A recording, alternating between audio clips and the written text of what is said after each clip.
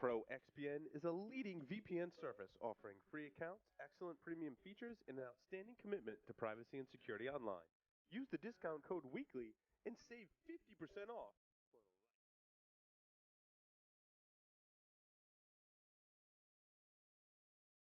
NetSparker, the developers of the only false positive free web application security scanners, enabling you to automatically identify vulnerabilities and security flaws in all of your websites, web applications, and web services.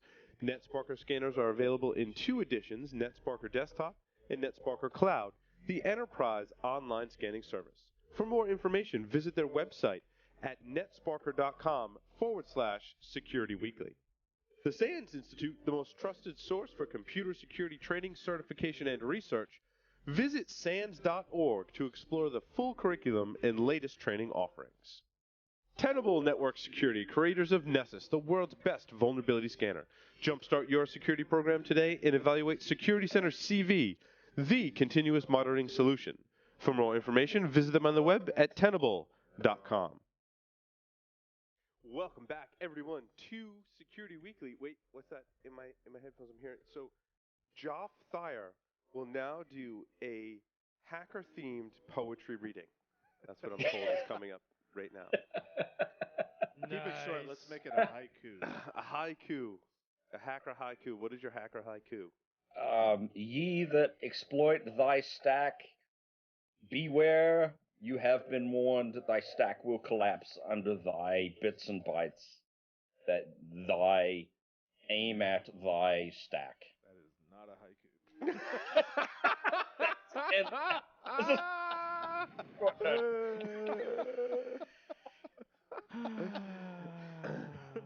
Someone needs to Google haiku.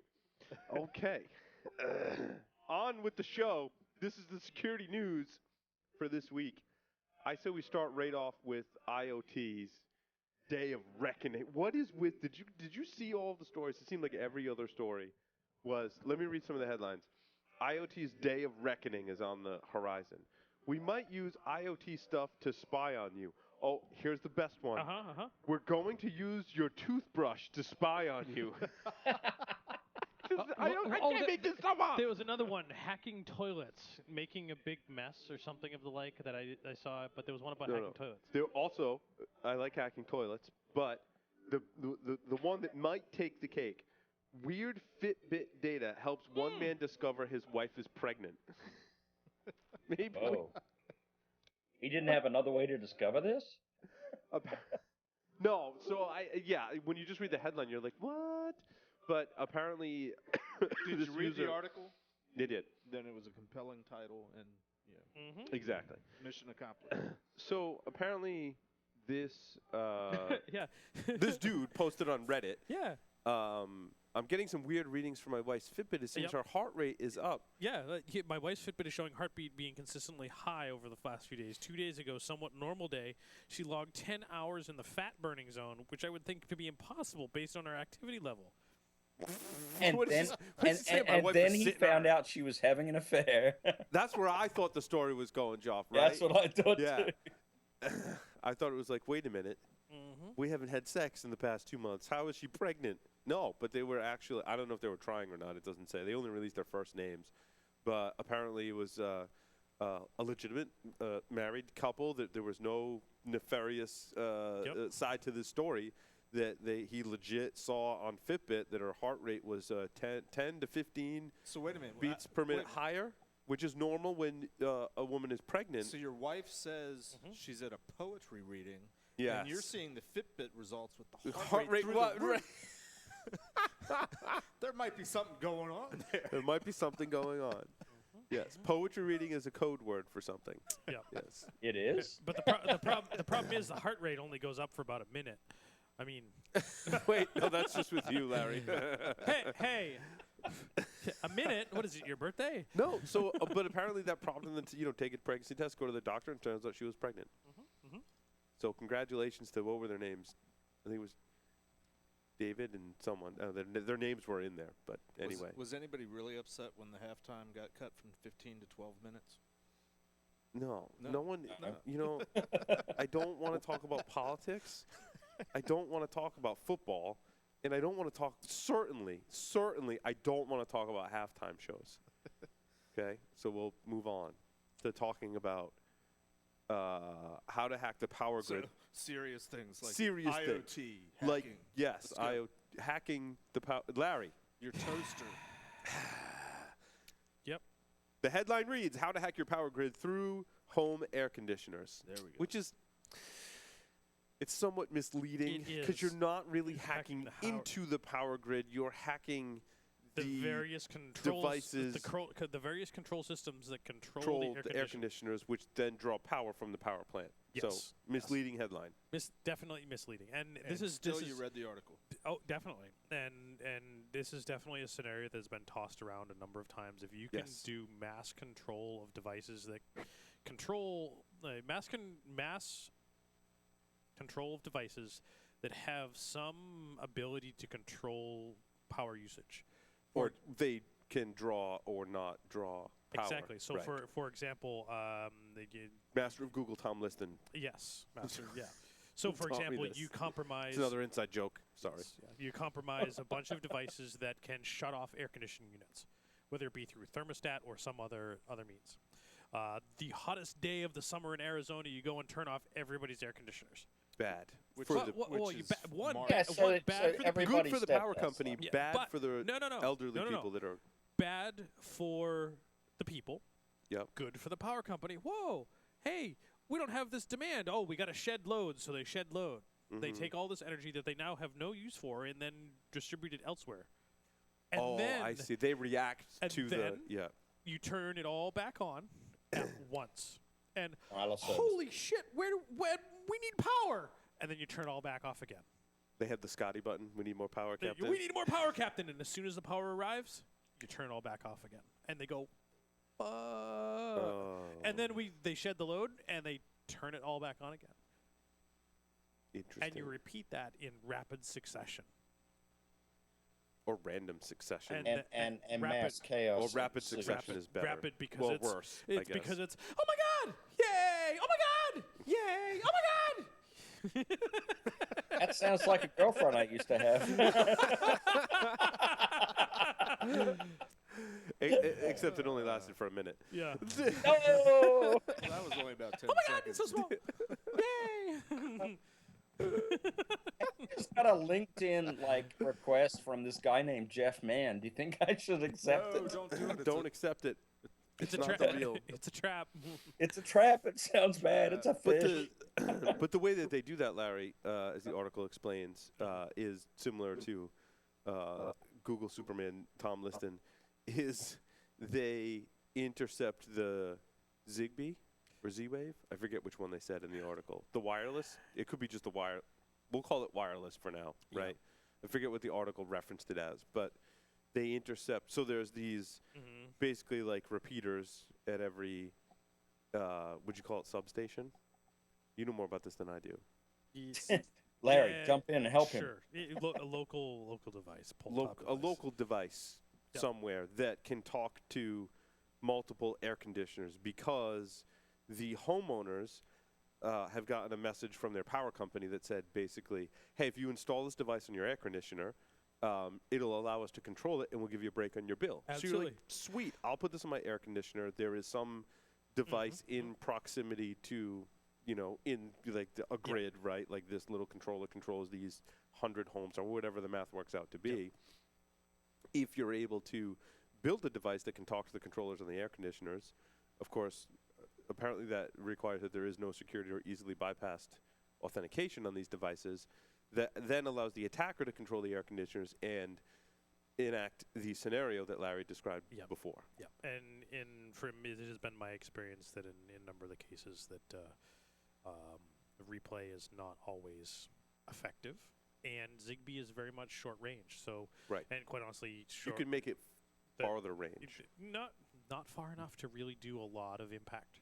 Interesting. Okay. Yeah, I mean, because 100 homes is not really a big deal, but if you start talking 1,000. 10,000, 100,000 homes, You need it at scale. you need a very large scale to make that happen. Because I mean, if you think about it statistically, in any given city, Mm-hmm.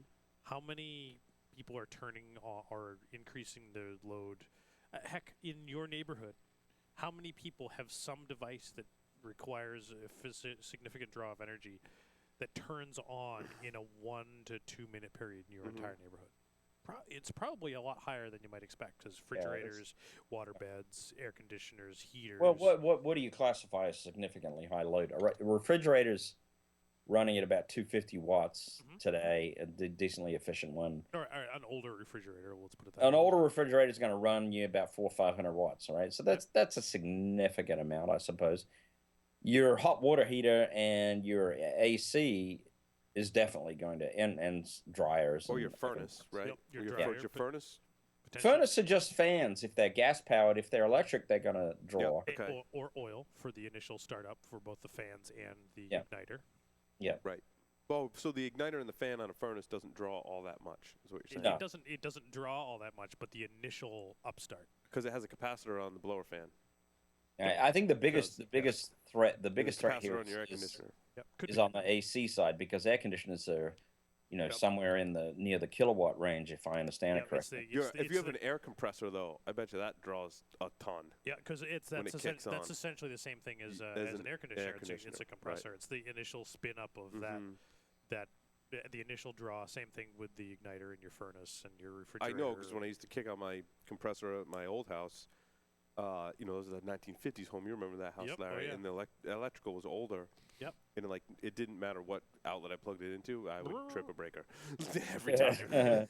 Actually, Paul, that's happening more and more lately, because they've got these super ground fault detector breakers that are, so sensitive that, I've got a part in my house which was renovated, and I stick the vacuum cleaner in there. It trips the breaker every time.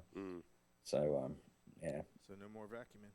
No vacuuming at our place. Same thing. We lost power at our house the last Friday with the really heavy snow. We lost power here in the studio, which is a story for another time. That really, really sucked. Nick had the next version of the software going in testing.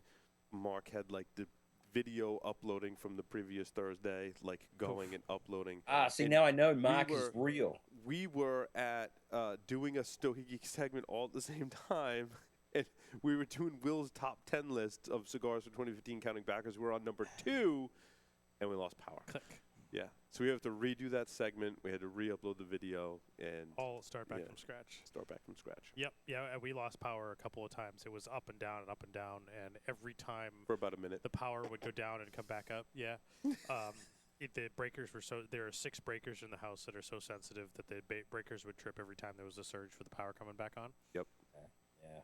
The worst is if you ever have a brownout. The brownouts are horrible. We had one at one point where it all dropped down to about 60 volts, which is about half. Yeah, that will kill devices. Yep. I mean, it's miserable. Speaking of devices, we have to talk about this IoT stuff. It's essentially, all the articles I put in there essentially say the same thing.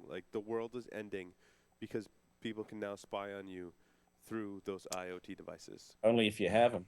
And I think these articles actually stem from the article we talked about last week from Bruce Schneier. Yes. Where he wrote about essentially this, that things are going to get worse. And went into some more details about how things are going to get worse. But I don't disagree with Bruce Schneier. I mean, he's right in respect to the fact that these IoT devices don't have any form of, most of them anyway, don't have any form of patching ability at all. So once a vulnerability is there, it's there until the user acts, and most users are not going to act on the issue at hand. Since so most of the users are consumers, right? Right. We're not talking about corporations and governments. Well, what I was disappointed in was that all these articles, they're not saying anything new. That was really the story here, is that none of them to me said anything new. So this one, someone who's a chairman of a company that specializes in IoT security, said there's going to be 50 billion devices connected to the internet by 2020, and that they'll be compromised through hardware, firmware, wireless, cloud infrastructure, and so on and so forth. And Z-Wave lacks security, and things will be essentially bad, is what he said. Yeah, but we knew all that. Exactly. It's just a promotion of fear, uncertainty, and doubt. Yep. Okay. Yeah, we know it. Another type of FUD. Yeah. And, it reminds me of the Y2K scare. Yeah. I mean, the world's gonna end. Now, I hate to say this, but Hey, I had a couple applications with the wrong date after that. That was bad. And I fixed the date. And Fixed then the date, and everything was good. and that took all of, what, 30 seconds? Pretty much. Right. Yep. No, that said, I will admit that maybe my RSA talk has a little bit of fear, uncertainty, and doubt in it. But I think that with my RSA talk, I'm able to draw a lot of the right paths to sort of eliminate some of the fear, uncertainty, and doubt with some practical examples, as well as some practical advice. Practical advice for what we can do thinking going forward to help prevent some of these things from happening. We who? Well, it's interesting. So as this an, next as an industry. this next article, Larry, talks about hacking toys, Samsung TVs, and Amazon's Echo, which one is that? we've all talked about on the show. Which story number is that? 6. We're going to. This is the toothbrush story, Okay. which really says nothing about The toothbrush. the toothbrush. They also mentioned the doorbell leaking the Wi-Fi keys as well. Yeah. Oh, so it does say something about the toothbrush. It was James Clapper basically was saying that we're going to use your toothbrush to spy on you. Yeah, but there's no toothbrush that he has hacked that he can prove can be used to spy on you. No, he's It's not FUD. saying it. It's FUD. Yeah, it's FUD. He's saying So- in the future we're going to use every available resource to spy on you, I got you. including your toothbrush. What is the point of an internet-connected toothbrush? What are they offering? Yeah, what do they is advertise? value You add? can determine your maximum brushing time.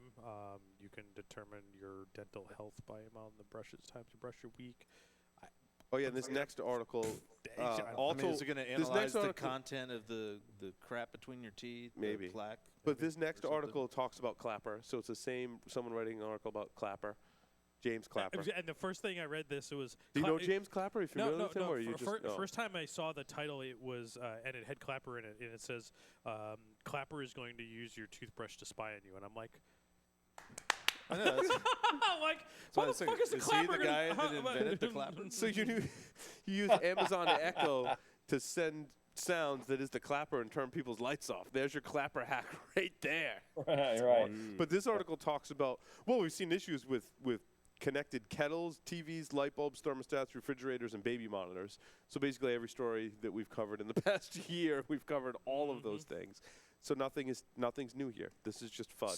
So my question is, why do you think this particular brand of FUD is getting so much airplay?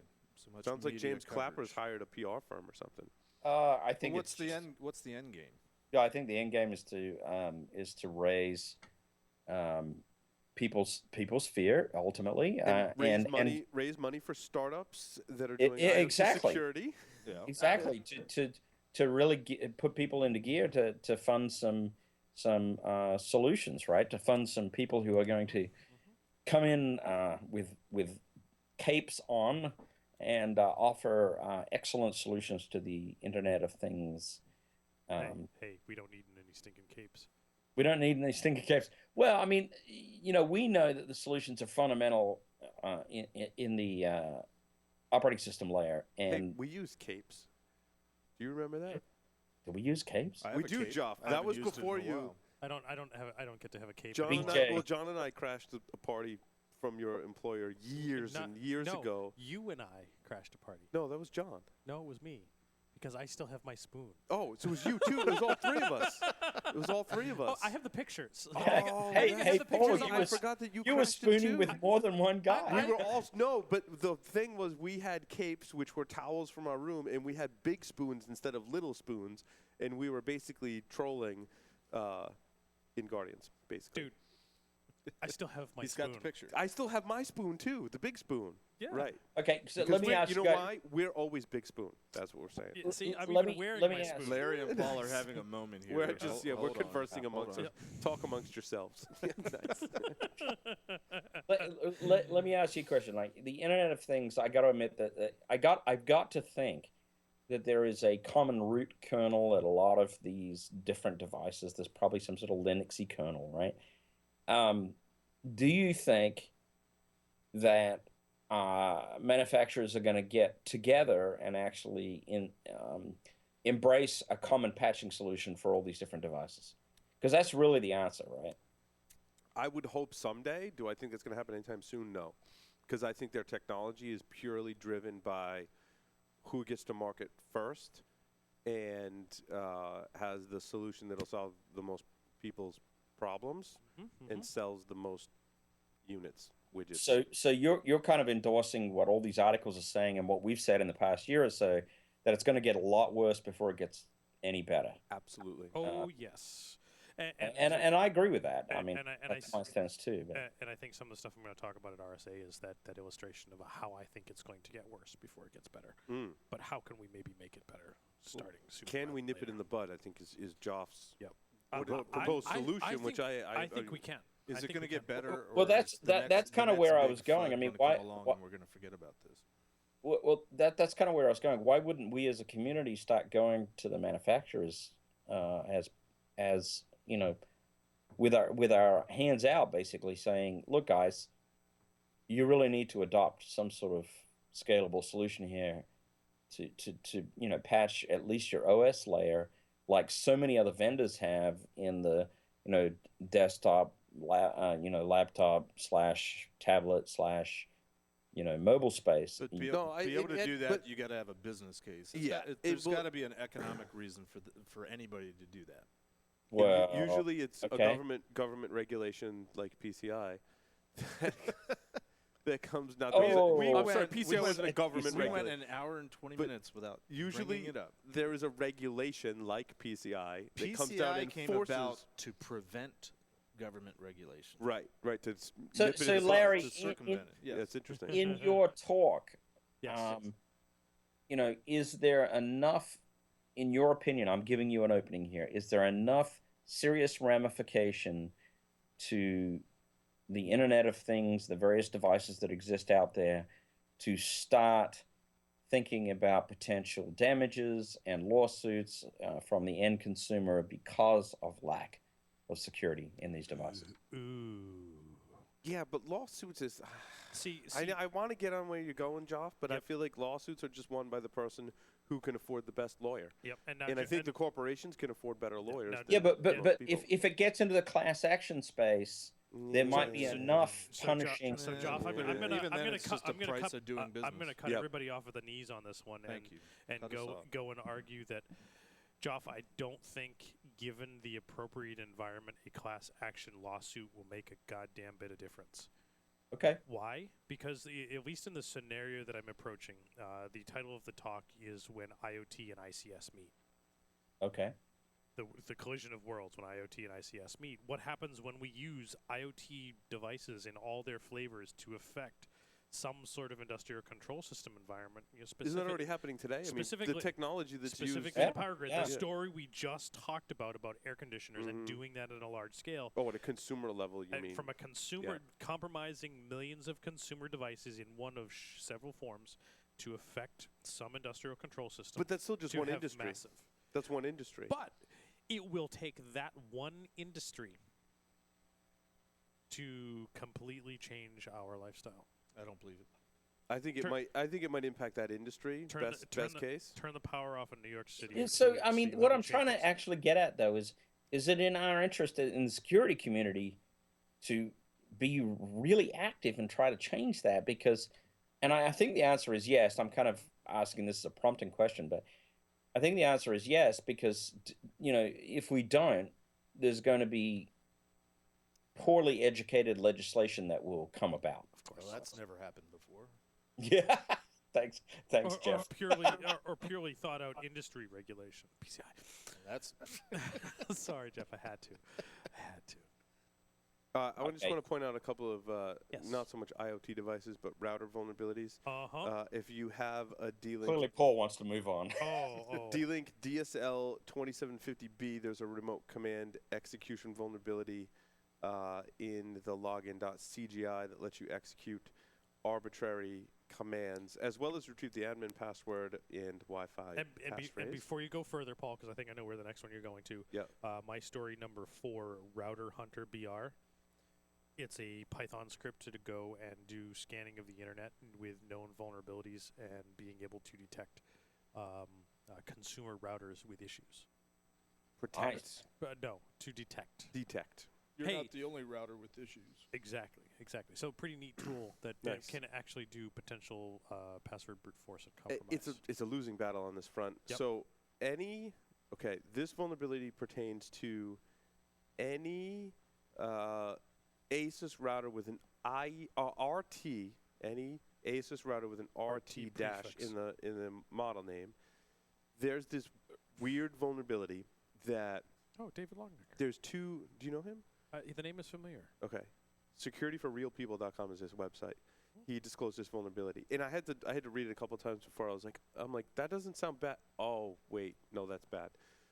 There's two settings: enable web access from the WAN, and enable firewall, and each are yes or no. Essentially, what happens is, if enable firewall is set to no, the enable access from WAN, Is whether enabled. it's yes or no, is set to no. So the disabling the firewall on the inside, or altogether even on your outside, will automatically enable WAN access. Are you Right. sure So you they're said supposed that to be, right? yes, they're supposed to be mutually exclusive. They're not. Right. But they're Disabling not. Yeah, firewall yeah. disables your firewall, but also Disables the ability to enables when it allows you to access the disables- WAN, even disab- though you've yeah. disabled WAN access. disable firewall equals disable restriction on WAN administration. administrative access. Right. Correct. It Even if your really WAN disables- administrative access is is turned set, off. is yeah, exactly. Oops. Oops. Yeah, that's not good. That's not good. That's not good. Yes. Yeah, that's not good. And Paul, the one other router one that I think makes Oh, sense. and there are 122,000 routers with publicly reachable service. HTTP over HTTP. HTTP, and And another another 15,000 with HTTPS. HTTPS service, right? Wow. So, Paul, I think there's one other. Before I have a story that I want to get to, I think there's one other router one that we may want to consider. Your story number 11 and Mhm. my number 3. Cisco security kit wide open to an Ike bug. So Oh, Ike again? you can in fact do remote code execution with Wow. Ike V1 and V2 And V2. on Interesting. on Cisco hardware. Yep. So of course But the Cisco released a patch and everyone will just apply it, so we're all good, right? yeah, let's move on. Sweet. Next story. Next.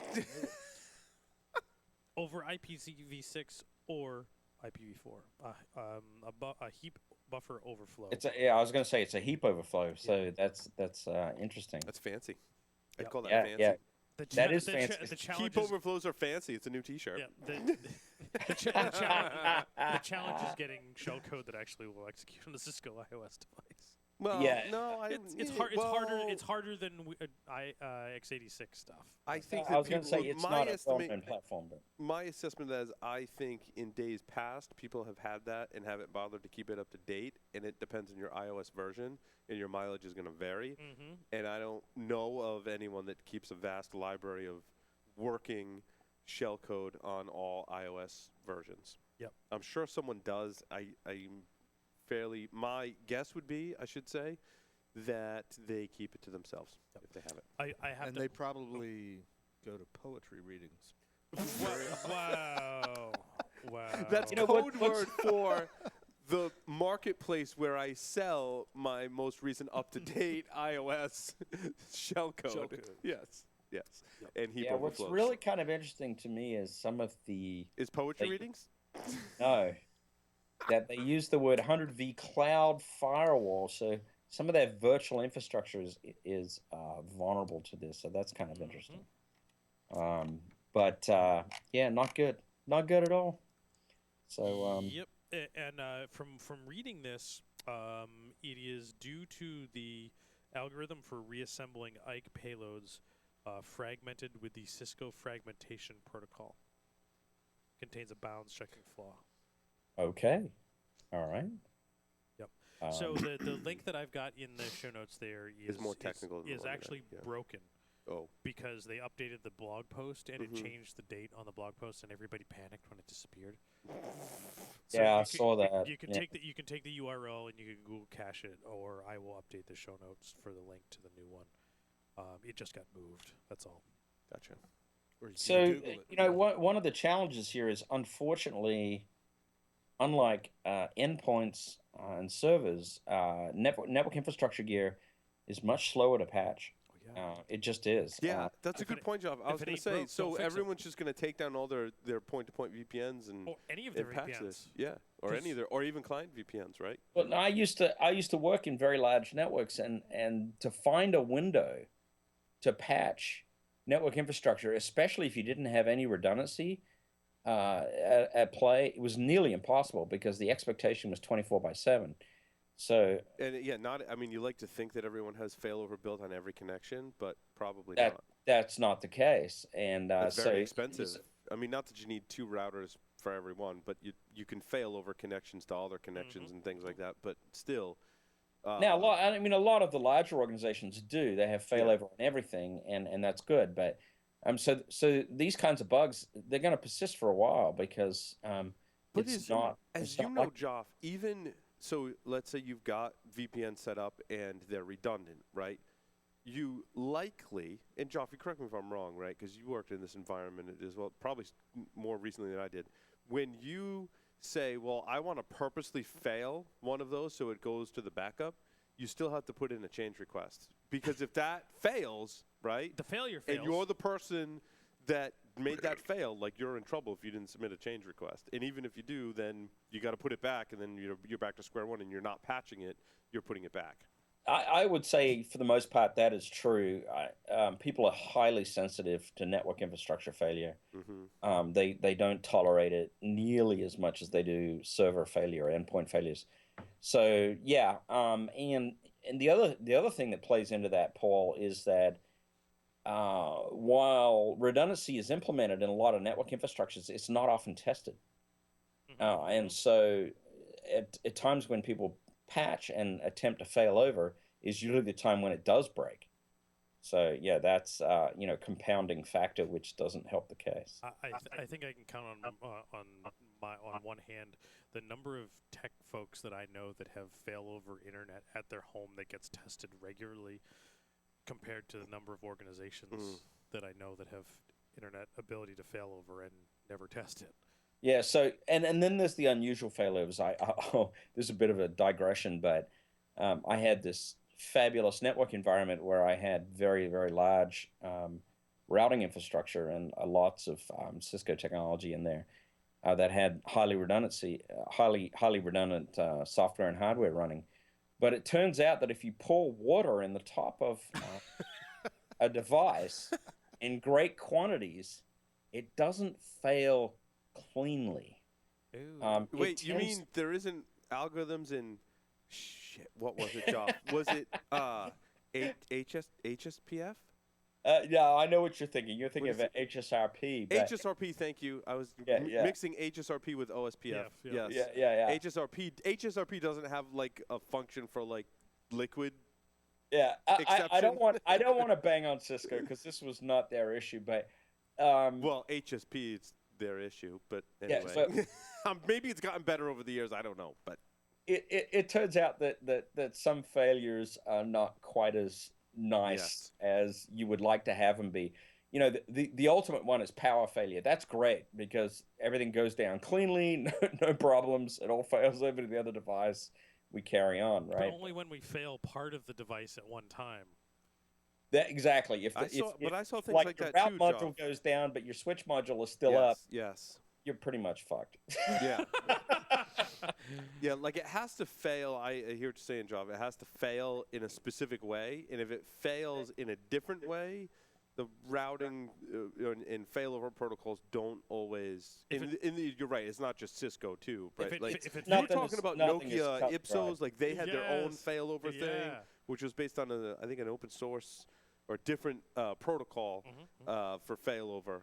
Yeah, wow, you guys are bringing me back. If it fails spectacularly, woohoo! If it fails, meh. Like half if fails? If it fails, meh. Yeah, the way I put it is the half-ass fail Right. is the one you don't want. Right. You got to be all in Because with your fail or nothing. Like if it's it's like all in or mezz, nothing. forget it. Yeah.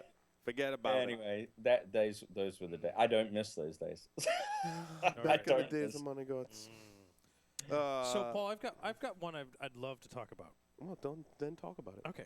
So we were having some discussion at work the other day. We were doing some work on an incident response. You guys do a lot of gig. talking over there. Do you guys do any actual work? Not Yeah, really. I'm wondering. They do work. We're trying to become thought leaders, so we just do a lot of talking. Talking. I Yeah, got yeah. A lot of thinking. No, A we lot of- Jeff is a thought leader. Maybe you can bring Jeff in as your thought yeah. leader consultant. I'm going to start thinking right now. Go. Okay. Okay. All right. Make sure you think real hard. Get out the bag to capture thoughts. Okay, So- just go ahead and hold it near I Jeff. think I'm going to need to get my boots on to capture all these thoughts. No, so we did some incident response lately on a gig that was really interesting, and it was one of those things that we had never seen before. From trying to help the customer, and we started talking to a couple of other folks in the industry and in various sources, and it was different in that normally you hear crypto locker deployment that one or two machines in an environment gets popped. Unfortunately, in this particular case, every machine in the environment got crypto lockered, Whoa. mass deployment of crypto locker. And we were talking to a couple of colleagues in other companies, and they said, "Yeah, no, we just saw one of those in December that was mass deployment of crypto locker. They got a hold of credentials, and they were able to get domain admin creds, and they used group policy to deploy crypto locker to every machine in the environment." Whoa. Whoa. Well, what the hell? What's the Pretty What's the cool. motivation? What's the motivation? And that's where we're really sort of questioning. And I hate to say this type of stuff, but the sort of indication from a number of the folks that we saw, that we were trying to draw some parallels as to why this happened all of a sudden. Why since December has this happened? And the only theories, there's two theories that we can come up with. One is that since the OPM breach, if it was China and APT1 that did OPM breach, quote, all of the third-party mercenaries that China has used to infiltrate various networks to gain access to information, well, guess what? There's not a lot of activity with those groups. So now those mercenaries are like, well, who the hell's paying the bills? Mm. China's certainly not paying the bills, and this They is need the big payout now. They need to keep the lights on. So how do they keep the lights on? Well, we've got all these compromised assets already. Let's just crypto locker them all. Let's crypto locker them all, and But we don't want to crypto locker just one machine because that's not going to be a big enough payout, That's right? not enough, right? If we crypto locker everything, we can demand a high payout, and they're more likely to pay it. Yes. And then we even started to observe, and then saw some stuff, that some of these connections to these environments where crypto locker is coming from is it came from there. That's disturbing. It shouldn't come from there. And we thought about that, and I'm like, well, why would they burn that? And the answer is, they don't care. They don't have anyone else that they need to burn it. They don't need to. They have no other reason than to burn it. Hmm. So that I'd love to hear some feedback and theories on, hey, this whole OPM thing was big for China, and they've got more data than they can handle right now, and they don't need to pay their mercenaries to do anything else. But these mercenaries are sitting on top of all of this stuff, and they have no money coming in because China's not paying them. So they're using that to do mass deployments of crypto locker or something of the like. The other theory was that now some of these nation states maybe have more than enough compromised hosts that they're willing to share information, i.e. pass the shell. Hey, I've got a shell on this stuff here. Pass this to Russia. Well, what's Russia going to do with it? Make money. They have got all the OPM data too. I mean, but so what are they going to do with So, it? Maybe there's another complete set of motivation. Maybe that motivation is pain and profit to some of those organizations and or those host countries. I'm a lot surprised actually, Larry, because my sense is of corporate breaches that they tend to be more stealthy in nature typically. and that's not stealthy at all. I mean, that's like boom, you know. Yep. It smells like an act of desperation. I agree. I agree. And quite honestly, I think that quote act of desperation is on those of the quote mercenaries that now no longer have a source of income because they had that steady gig and well. Are most of these companies paying though? I have no idea. That's an interesting question because The if they ones that are paying, you're probably not going to hear about. Right. well, but if they are, we'll hear about it indirectly because we'll see a whole lot more of this activity. Could be. Yeah. I would think they would target smaller organizations. They maybe don't have the means. Well, they may not know what they're targeting. They might just throw it out. True. I think they have a very good idea as to who they're targeting. Interesting. And the more machines, the better. Is it cheaper to do incident response, or is it cheaper just to pay them? If the attackers price it right, Yep. they can get paid, right? They price it right. Yeah, they've got to price it just lower Just than the right. incident response, Yep. Yep. and then they're set. That's scary. That's scary. Speaking of incident response, Yeah. I read a good article about 5 big incident response mistakes. So if you guys have theories as to some of that type of stuff, please Larry, send PSW at paulcom.com. Yeah, we'd love to. We'll go nowhere. Wow. PSW. At You can send it there, but you get a bounce message. Yep. PSW at securityweekly.com. Sorry, so many years I've said that for, and I owe you $5. We did so good for so long too. Yep. I blame the booze. Speaking of incident response, Paul. 5 mistakes, and this was actually a pretty good article. And I have to say that darkreading.com and some of these other sites, some of the articles can be hit or miss. And I think that different people are writing, and I gravitate towards the ones that write articles that I like. I will say, Guardian's very own John Sawyer writes for Dark Reading. And I like John's articles and a lot. every one of his is a Yeah. hit. John does a good job. I agree. But some not so much, to be honest with you. And I'm not just picking on Dark Reading. There's lots of other websites too. So I will say right now, Jack would have issue with this article because it was it the one about vulnerability management? No. There was this one. Article, your There article. was one that I didn't want to talk about, and I won't even link people to about vulnerability management. That was bad. Yep. And if you listen to our discussion about vulnerability management and you read this article, you'd be like, "What the?" Yeah, exactly. Yeah. So no, I think Jack would have issue with this article because he references a Pwnamon report. Aside from that, take with it, responding before understanding the full scope of the breach, not communicating effectively, not getting legal involved.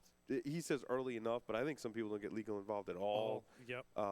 Tipping your hand, basically. Oh my God, there's an incident. Let's go clean it up, and then you're just destroying evidence. And for not tying into number 1. Not understanding the full scope. Yeah, for 1 and 4, you're right, Larry. Absolutely, that's a good observation. Tie into each other, and using an improperly staffed response team. Hey, we get this problem. Okay, so it has this vulnerability. Eeny, meeny, miny, mo. So the last time I was here, we were talking about the lawsuit that was filed against TrustWave, because they'd gone in and done forensics, but apparently missed things. And then we started talking about, are they going to get out of it? Because there is no guarantees that when you're doing security work, you're finding everything, whether it's a pen test and you're finding all the holes, or it's forensics and you're finding all the evidence of the compromise. So that's tricky. Especially when when number 1 is responding before understanding the full scope of the breach. The first thing I thought is, in the early days, and it's probably still pretty common, is you see something's going wrong, you immediately pull the plug. Right.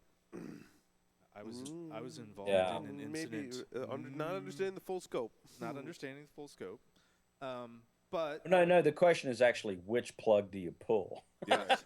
Do you pull the Ethernet or do you pull the power? Exactly. If you pull the Ethernet, that's probably a better response. Yeah, even better. Right. You pull the Ethernet on the outside of your firewall. Right. Yeah. On both the failover connections, right, Joff? Yeah. Exactly. On all the failover connections. Right. Because if you pull the power cord, hey, game over. No memory forensics for you. Pull the Ethernet. Hey, you have a chance of getting a memory image and maybe an image of what might be going on. I can remember doing a lot of whack-a-mole though. So we would find compromised systems. Sorry, Jeff, I cut you off. No, go ahead. we would find compromised systems at university. And Joff, I know you've played this game too. Oh, I've right? played this game. Yeah. You find a compromised system, and you're like, crap, I don't know who owns it. I don't know where it is. So you go to the network guys, and you're like, can you turn that port off? And they're like, yeah, I can do that. And then, bam, it goes away. And then, like, you go back to your desk, you're monitoring. No, you're monitoring again, and you're like, son of a bitch, it came back. Like, they just found another port to plug into, so then you disable that port. Right. And you have to disable it enough until they call someone and say, all of the ports within my reach of my Ethernet cord are out, right? And then they call the help desk. But I'm sure you played that game too, Right, and then the help desk comes out and says, we're going to send the desktop service team out. The desktop service team comes out, reimages the machine, and then you don't know what happened. Right, exactly. Yes, exactly. Well, in your environment, Paul, desktop services wouldn't have gone out there because it was probably something supported by the individual department. Right. Sorry, Jeff, you were saying. Well, my objection to the article is here's 5 things that you shouldn't do, but it doesn't really talk about what you should do instead. Yeah. Or should do in any particular order. I was on a panel a couple weeks ago that was talking about responding to a breach, and there was a guy there from the FBI, there was a guy there from Secret Service, there was a lawyer, and man, myself. that sounds like a good fucking time. Yeah, I was gonna say, is this like a pretty downer interesting, party? But a lawyer, a Secret Service agent. It sounds like a I know. joke. A lawyer, Secret Service, Walk into a a bar. lawyer, There's and only Jeff 3 Mann walk into a bar. Yeah. Wait. But a lawyer, a Secret Service, a lawyer, and a PCI guy all walk into a bar. Sorry, I had to, Jeff. No problem. But the FBI and the Secret Service guys, they saying, don't get parachutes, but the PCI guy does. Absolutely. they were talking about how when they get called in, their focus is on trying to catch the bad guy. They're not there trying to do the forensics. They're not trying to figure out all the things you need to do to try to patch your holes, what's wrong with your processes and everything. They're just trying to catch the bad guy.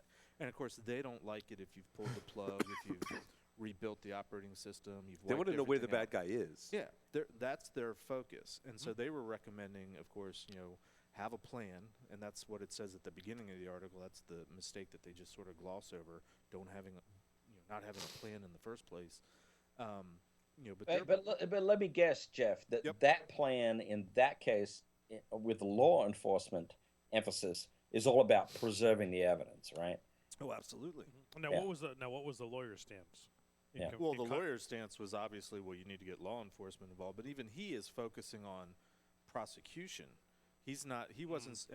But a lot of the questions were like, well, what about liability? What about the, fines and all the other costs that are the repercussions of a breach. Right. Civil suits, and even like the Trustwave suit. That's a whole different category than going after the bad guy and trying to prosecute. And his focus was more on the prosecution and preserving evidence, and make sure that the evidence is there, and chain of custody and all that kind of stuff. Chain of custody, exactly. Yeah. In the very, very early days of responding to breaches, since I've been around in this business a long time, even before PCI, there was sort of 2 responses. Even before punch cards, I would argue. Wow. Yeah, he used to Jack's boot up not his... here. I got to pick on someone. He used to boot up his mainframe on a hex keypad. Hey, but there was careful. This is the guy that gave up fucks for Lent. There were 2 basic approaches. It was an abacus, in the and early then it was a days, punch card. In terms of incident response, the very first decision you had to make was how to put the beads back. Do you want to get your business back up and running and just clean things up, or do you want to figure out what happened? Or do you want to figure out what happened and catch the bad guy? Do you want to be able to capture all the evidence? And that's a very important fundamental decision to make in terms of incident response, because two very different tracks, and one track is going to probably preclude you from being successful in the other track, and vice versa. Yes, I agree. No, it's a good point. Actually, has that changed a whole lot? No, I don't think it has changed. I'm just getting the feeling that it really hasn't. Joff. Jeff Joff. Yes. Oh, sorry. Was I not supposed to point out the obvious? No, it's well, fine. You nothing can put nothing has changed. That's the obvious. Yes. Sorry, I was just picturing Joff at a poetry reading. In a kilt, Paul. In a kilt. In a kilt. on his hoverboard with a handlebar mustache With On his flaming iPhone. lithium-ion batteries. and flannel. I was gonna say in slicked back hair, but wait, no, never mind. Wait, Not what John. hair? Yeah. Exactly. Yeah, hair, singular, one. There it is. This is right It's here. right there. It's the one the barber missed when they trimmed it. So I would argue that these 5 points in this article may or may not be mistakes, depending on what your game plan is Good. for responding to an incident. Very No, good. it's a good observation. Absolutely.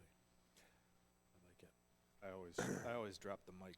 Yeah, At least that's all I once in had. the I show. didn't have anything else. There's no way I could follow that on unless Jeff, Larry Jeff has something. did it, man. He came on stage, laid it out there, And dropped the mic. He's out. Can we have a lighter we go. moment and talk about the proof of gravitational waves? Did you guys see that? Oh, a light. I gotcha. Not A a lighter. light.